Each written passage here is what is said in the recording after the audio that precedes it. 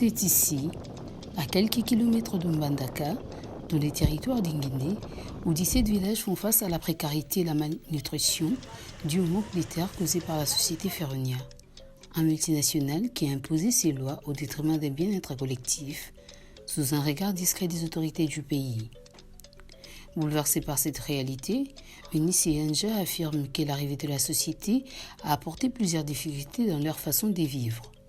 La déforestation des espaces et l'accaparement des terres ont entraîné la rareté, voire la disparition des ressources non ligneuses, les changements climatiques, mais aussi ont affaibli la situation économique de foyer.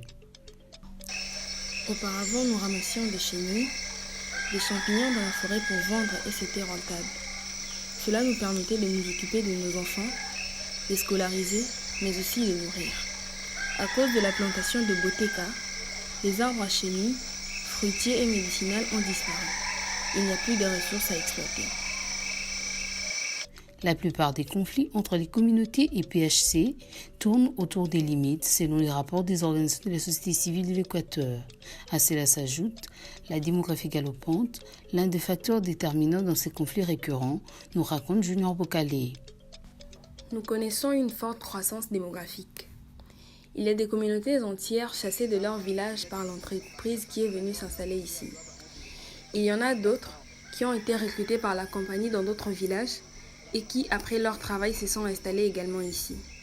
Coutumièrement, tous ces gens n'ont pas de droit à notre terre, mais ils nous menacent parfois et prennent nos terres de force. À en croire les membres de la communauté, les conflits qui opposent les populations et la société résultent des espaces fonciers occupés par la ferme canadienne. Les arrestations arbitraires, les violations graves de leurs droits, la destruction méchante des forêts protégées, voire des zones à haute valeur en biodiversité qui, autrefois, leur servaient des sources de protéines d'origine animale. Les conventions qui ont existé depuis nos ancêtres ne prenaient pas en compte nos droits.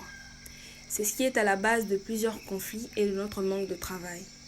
Aujourd'hui, malgré que les concessionnaires nous ont reconnus dans certains projets élaborés lors de la mise en place de la clause, mais hélas, il n'y a aucun respect de cette convention et nous ne comprenons plus rien. Au regard de cette situation, nous allons à Kinshasa voir les responsables de la dite société, accusés d'avoir exproprié certaines communautés de leurs terres.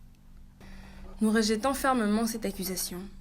À Boteka, par exemple, environ 60% de la concession est plantée de palmiers à huile ou dispose d'infrastructures, de routes, etc.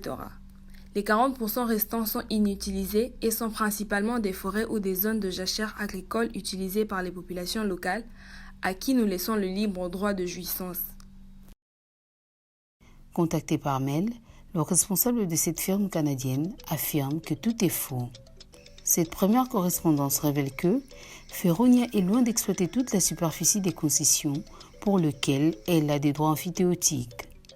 Il est donc évident que ces communautés locales souffrent de la défaillance des services étatiques qui ne veillent pas au respect des normes et règlements.